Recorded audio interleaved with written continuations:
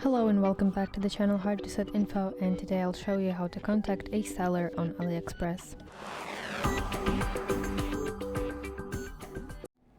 Open AliExpress application on your device, and here what you want to do is find the product that you're interested in.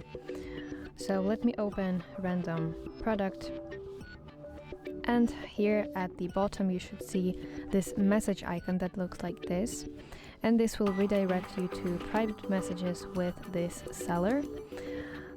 Simply write your question here, send it, and wait for response.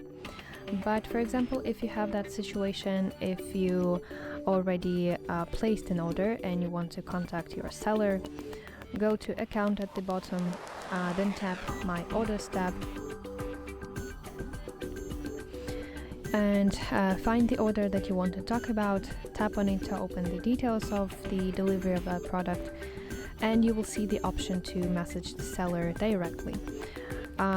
Again, type your question, send it, and wait for reply.